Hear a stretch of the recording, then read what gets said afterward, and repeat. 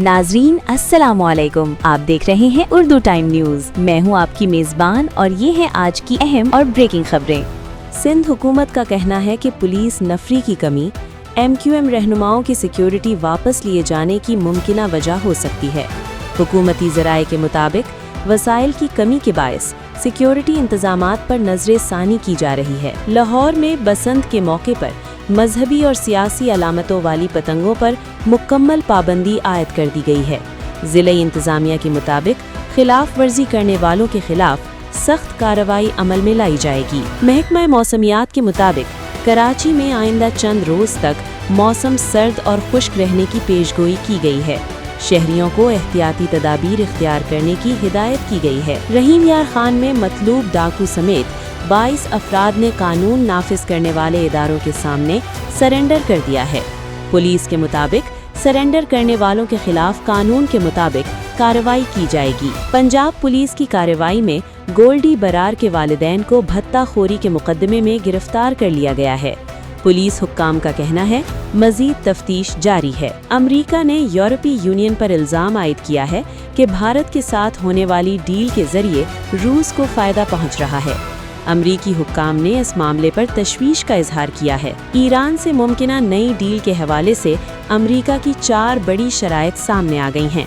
ज़राए के मुताबिक ये शराइत मुआहदे के लिए फैसला कुन साबित हो सकती हैं। चौधरी शुजात हुसैन का कहना है कि उरूज में आजिज़ी और सियासत में उसूल कामयाबी की असल कुंजी हैं। उन्होंने नौजवान सियासतदानों को अहम नसीहत भी की। कसीम में हाइड्रोपोनिक फार्मिंग के जरिए पानी की बचत और पैदावार में नुमाया इजाफा देखा गया है। माहिरीन इसे मुस्तकबिल की जदीद काश्तकारी करार दे रहे हैं। मक्का मुकर्रमा में रिवायती हुनर और कदीम सकाफत के उन्वान से मिस्री दस्तकारी की नुमाइश बदस्तूर जारी है।